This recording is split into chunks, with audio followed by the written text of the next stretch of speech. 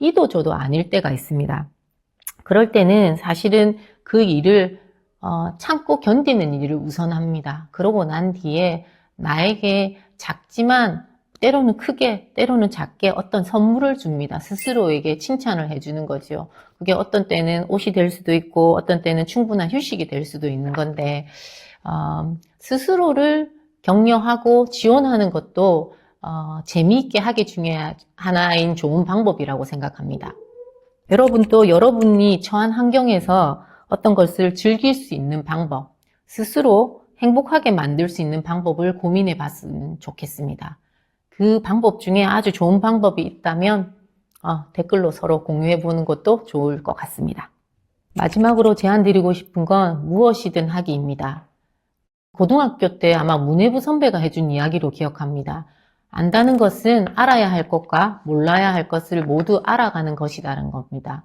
아마도 그 당시 백일주를 마실 때였던 것 같습니다. 선배가, 저희는 학교에서 백일주를 마셨는데 선생님들 몰래 선배가 첫 잔을 주면서 해준 말이었습니다. 상당히 인상에 남았었고, 저희는 그 당시 이 술을 마시느냐 마냐를 알아야 할 것과 몰라야 할 것으로 이게 덮었는데, 저도 다음에 후배들에게 그렇게 백일주를 권했던 걸로 기억합니다.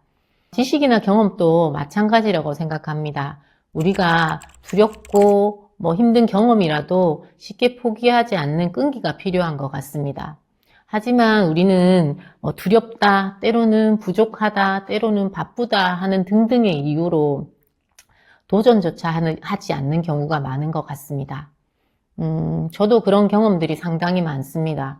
불과 몇 년 전에 저한테 아주 큰 깨달음을 준 경험이 있는데요. 건축사 사무소를 개업한 지 얼마 되지 않았을 때의 일입니다.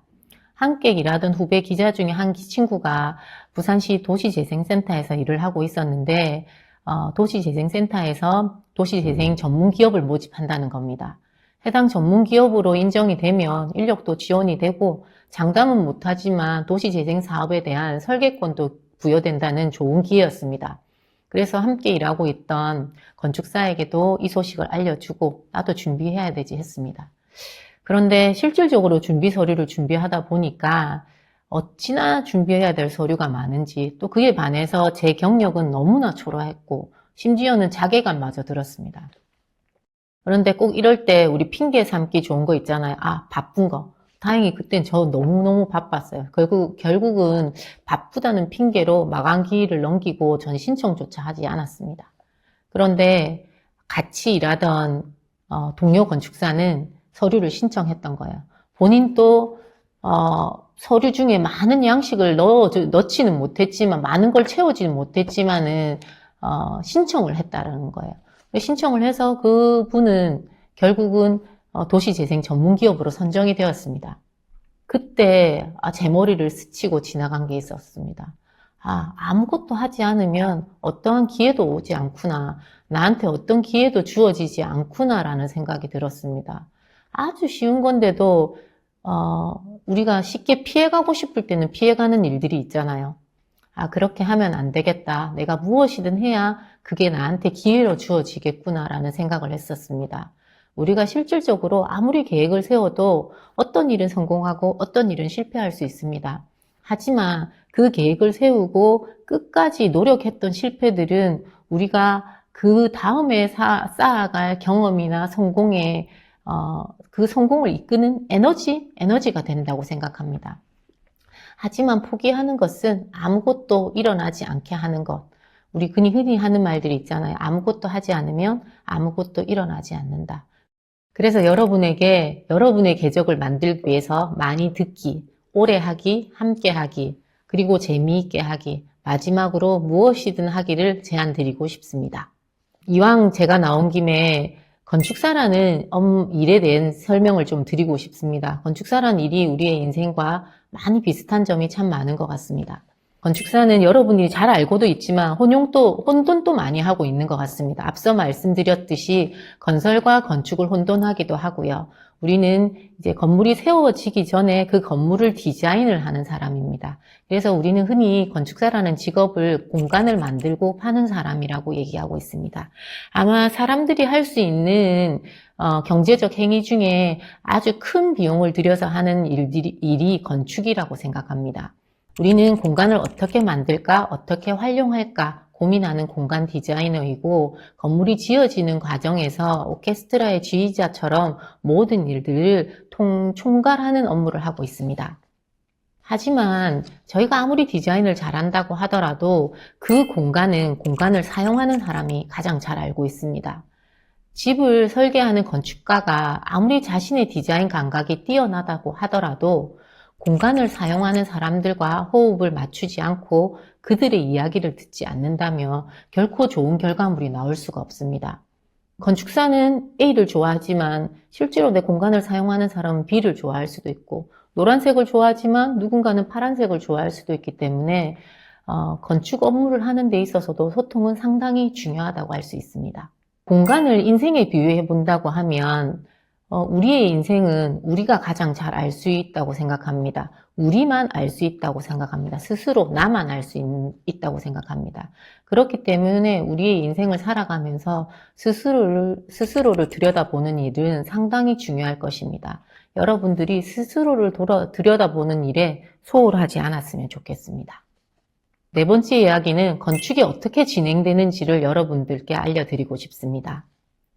건축에는 흔히 건축의 3요소라고 불리는 것이 있습니다. 건축가 비트루비우스가 얘기한 구조, 기능, 미가 건축의 3요소인데요. 우리가 잘 알고 있듯이 건축은 튼튼해야 합니다. 구조적으로. 안전하고 편안해야 되기 때문에 구조가 그 첫 번째 요소이고요. 그 다음에 실용적이고 때론 효용적이고 편리해야 됩니다. 그런 기능적인 면이 두 번째 요소입니다. 그리고 마지막으로 미, 우리가 흔히 말하는 아름다움, 기쁨일 수도 있는데 주변과의 조화, 아름다움 이런 것들이 실질적으로 건축과 일반 공학의 차이라고 할 수도 있습니다. 하지만 이 미의 기준은 아주 제각각입니다. 앞서도 건축가가 아무리 건축적인 능력이 뛰어나더라도 그 건물을 짓고자 하는 사람들의 마음, 그 짓고자 하는 사람들과 소통이 이어지지 않으면 좋은 건축을 낼 수 없듯이 이 미는 각자의 기준이 너무너무 다르다고 생각합니다. 이 건축은 이런 기준을 가지고 어떻게 진행이 되냐면요. 먼저 들여다보기 과정이 있습니다. 우리가 우리 스스로를 들여다보듯이 건축도 사용자의 요구, 그다음 주변의 현황들, 건축에 사용될 재료들을 들여다보는 과정이 첫 번째 진행이 됩니다. 그리고 두 번째 자료조사가 진행됩니다. 우리가 학업을 하고 공부를 하는 것도 비슷하겠지만은 어느 하나의 건물이 지어지기 위해서는 같은 사례를 준비하기도 하고 조사를 하기도 하고 그 다음에 여러 가지 선례들, 그 다음에 답사를 가기도 하고 이런 자료조사들이 충분히 이루어지고 있습니다. 흔히 아는 만큼 보인다고 하는 만큼 자료조사는 앞으로 건축이 어떤 방향으로 나아갈지 방향을 정하는 데 기반이 된다고 할 수 있습니다. 세 번째는 디자인 방향의 설정입니다. 들여다보고 자료조사가 되면은 디자인 방향, 우리가 흔히 말하는 컨셉이 정해집니다. 이 컨셉의 방향을 기준으로 하여서 건축이 이루어지는데요. 컨셉이 정해지면은 다음 조닝이 이루어집니다.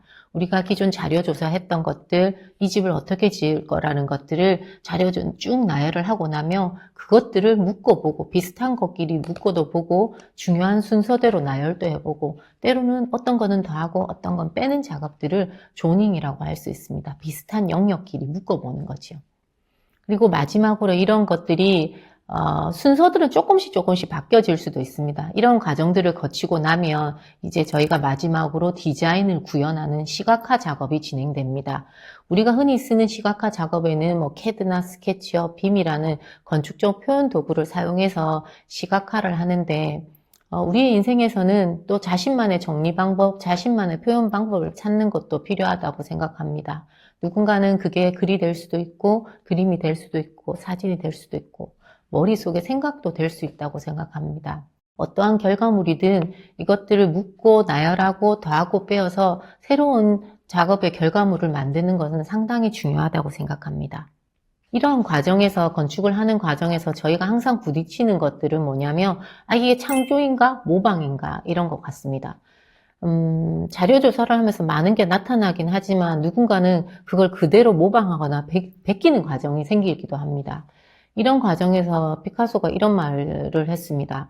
Good artist copy, great artist steal. 대단한 예술가는 모방을 하고 위대한 예술가는 훔친다는 얘기를 합니다. 우리가 흔히 고등학교 때 많이 했던 멘토링 과정이라든지 롤모델, 벤치마킹이 이런 과정이라고 할 수 있을 것 같습니다. 책을 읽고 공부를 하고 어떤 위인을 닮아가고 하는 것들은 사실은 어떻게 보면 모방일 수도 있지만 이것을 오롯이 내 것으로 만들고 그냥 단순히 따라하는 것이 아니고 이게 내 것이 되었을 때 어떻게 바꿀 수 있을지를 고민하는 과정이 건축에도 오롯이 있습니다. 우리의 인생에도 그런 과정들이 조금씩 쌓이고 그런 고민들이 쌓여야만 변화가 생길 수 있을 것 같습니다. 그러면 이러한 건축들이 이러한 컨셉을 바탕으로 도시를 바꾼 다양한 건축들이 있습니다. 그런 건축들은 어떤 컨셉으로 도시를 바꾸었는지에 대한 얘기를 해본다고 하면 조금은 먼 거는 같지만 우리의 인생을 어떤 컨셉으로 어떻게 고민해 줄 수 있는가라는 베이스가 될 수 있을 것 같아서 거기에 대한 얘기를 마지막으로 해볼까 합니다. 먼저 스페인 빌바오에 있는 구게나임 미술관을 말씀드리겠습니다. 프랭크 게리라는 건축가가 작업한 것입니다. 우리가 빌바오 효과라고 불릴 정도로 이 건물은 우리 건축물 하나가 도시에 미치는 영향이 얼마나 큰지를 알 수 있는 좋은 사례라고 할 수 있습니다. 빌바오는 1980년대 그 주력 사업이었던 제철업이 사실은 쇠퇴하기 시작하면서 도시가 함께 쇠퇴했던 공간이기도 합니다. 도시의 공동화 현상이 일어나고 여러 가지 사회 문제를 낳았는데 그때 구게나임 미술관을 유치하게 된 겁니다. 이렇게 만들어진 이 건물은 보시면 아시다시피 해체주의적 성향을 띠고 다양한 우리가 보통 알고 있는 사각형 네모난 건물, 원형의 건물이 아니고 다양한 조형적인 형태를 띠고 있고요.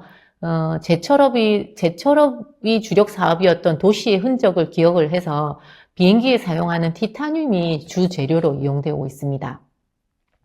실제로 이 건물을 보기 위해서 전 세계 방문객들이 어마어마하게 늘면서 사실 빌바오는 유럽에서 손꼽히는 관광 명소로 부상했었습니다.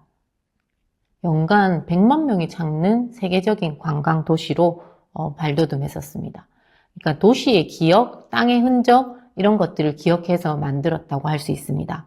두 번째 보여드리고 싶은 작품은 일본의 나오시마라는 도시에 있는 미술관입니다. 인구 30만의 작은 도시 나오시마는 사실은 많은 사람들이 모여서 예술 마을로 바꾸었습니다. 그 중에 한 건물이 지금 땅 속에 거의 다 묻혀 있는 지중 미술관입니다.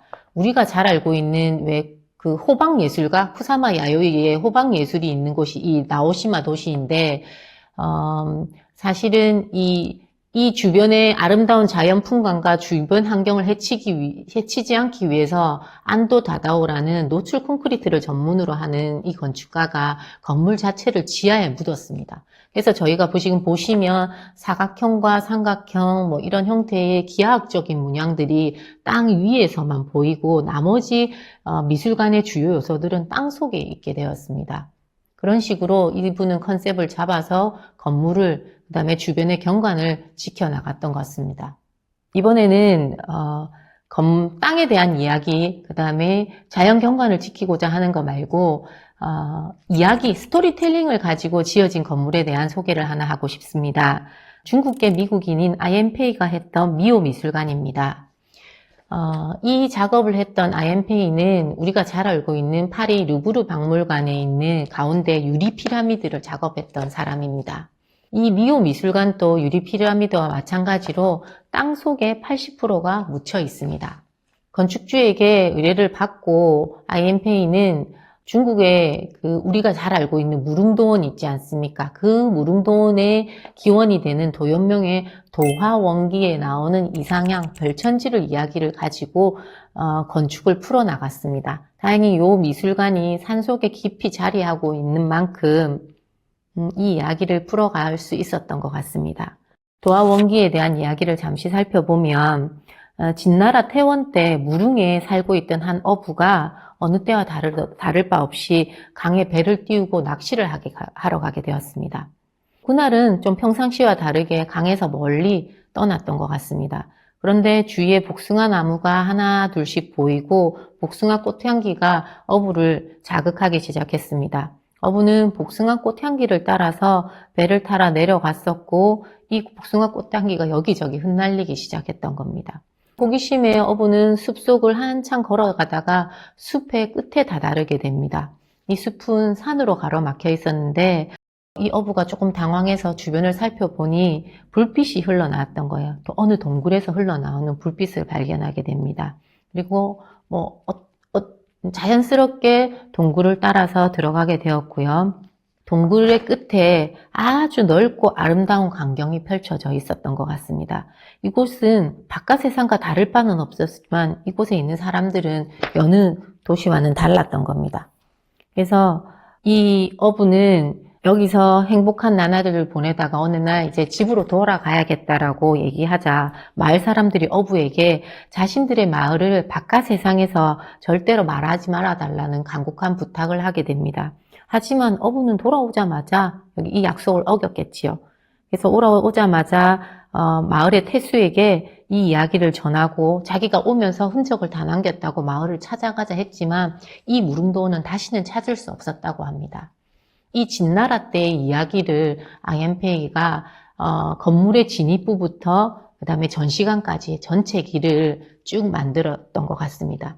지금 미술관의 부지 초입부는 관광객을 맞이하는 리셉션으로 만들었습니다. 그리고 어부가 맞이했던 동굴은 현대적인 터널, 알루미늄으로 만든 현대적인 터널로 재현을 했고요.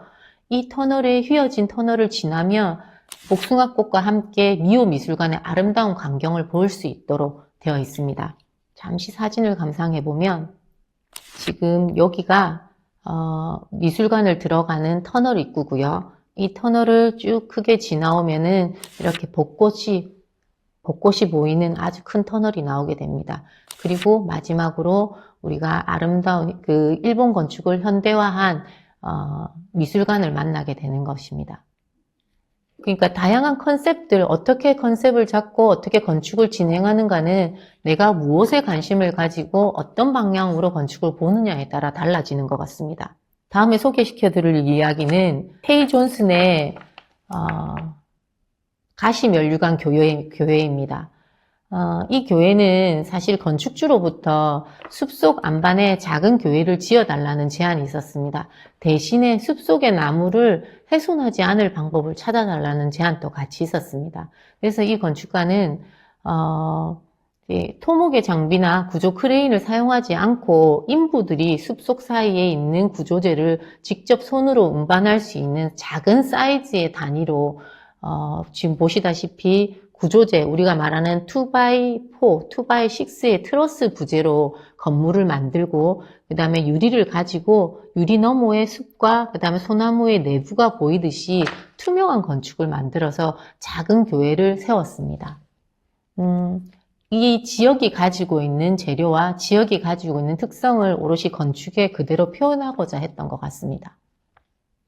그리고 마름모를 모티브로 하여서 건물 내부와 외부에 전부 마름모가 보이도록 트러스 구조의 특성일 수도 있는데 이 구조가 보일 수 있도록 전체 건물을 디자인하였습니다. 다음 소개시켜드릴 건물은 개인적으로 좋아하는 건축가입니다. 건축가 비앙케 엥겔스라는 빅의 건물이고요. 이 건물의 모양에서도 알 수 있듯이 이 건물의 제목은 팔하우스입니다. 팔자의 기하학적인 문양을 따라서 건물이 지어져 있습니다. 덴마크 코펜하겐에 위치하고 있고요. 도시와 외곽의 교회의 경계 지점에 위치하고 있는데 이 건물은 팔자의 형태적인 건물로도 유명하지만 전체 10층의 건물이 1층에서부터 최고층까지 자전거로 이동할 수 있는 완만한 경사로 되어 있어서 더 유명하기도 합니다. 지붕은 물론 녹화가 되어 있습니다. 주거와 업무와 상업이 복합되어 있는 복합용도 프로젝트인데, 그러니까 우리가 보통 어떤 기하학적인 문양으로 할 경우에는 너무 유치해 이렇게도 할 수 있지만 이 사람은 이 건물 안에 기하학적 형태를 갖추면서도 많은 시대적인 이게 자연의 녹화라든지 그 다음에 친환경적인 요소들을 충분히 가져왔기 때문에 많은 칭송을 받고 있는 건축가이기도 합니다. 이 사람의 작품은 대부분 기하학적인 형태, 지금 보듯이 가구에서는 지금 십자가 모양으로 우리가 많이 하는 블록의 형태를 따온 건물도 있고요. 이렇게 이 사람의 건물은 아이콘을 다 만들어 가기도 하고 있습니다. 이렇게 W자 형태이기도 하고 V와 M자의 형태를 띠기도 하고요. 마운틴이란 건물은 정말 산의 형태를 가지고 있는 건물이 되어지기도 합니다. 제가 이런 사례들을 보여드리는 것은 우리가 어떤 컨셉으로 어떤 위치에 무엇을 놓을지 고민하는 게 필요하다는 것입니다. 우리의 인생에 있어서도 내가 어떤 컨셉으로 어떤 일을 무엇을 할까에 대한 고민을 끊임없이 해야 되는 과정인 것 같습니다. 공부를 할 때도 어떤 프로젝트를 할 때도 어떤 컨셉으로 어떻게 할지가 쌓여야만이 다음의 결과물을 만들어낼 수 있다고 생각합니다. 결국은 이 모든 것이 우리의 꿈으로 이어지게 되는데 이 꿈을 실현할 수 있는 가장 좋은 방법, 꿈을 찾을 수 있는 가장 좋은 방법으로는 저는 여러분께 드림노트를 제안해 보고 싶습니다. 제가 매년 쓰고 있는 건데 매년 내가 올해는 무엇을 해야 되지, 얼마만큼의 목표를 세워야 되지라는 것을 만들어 보고 있습니다. 큰 꿈을 만들기는 좀 어려울 수는 있지만 1년 단위 내가 올해 무엇을 해야 될지는 매년 연말에 또 우리가 한번 계획을 세우잖아요. 그것들을 머릿속에만 있지 않고 어떤 노트라든지 핸드폰에 매년 기록을 해보는 겁니다. 어떤 때는 영어를 어떻게 하겠다, 올해는 어떤 공부를 해보겠다, 올해는 어디를 여행을 가겠다, 올해는 친구 관계를 좋게 만들겠다, 이런 과정들을 쭉 적다 보면은 내가 올해는 무엇에 관심을 가지고 있고 내가 쌓아온 길들과 궤적들을 좀 더 명확하게 볼 수 있는 것 같습니다. 이게 1년 단위 훈련이 된다고 하면 6개월 단위로 좀 좁아질 수도 있고 한 달 단위로도 좁아질 수 있으니까 이런 것들을 조금 더 체계적으로 드림노트를 적는다고 하면 여러분들이 만들어가는 궤적들을 조금 더 가까이서 여러분들이 주도적으로 볼 수 있지 않을까라는 생각을 합니다.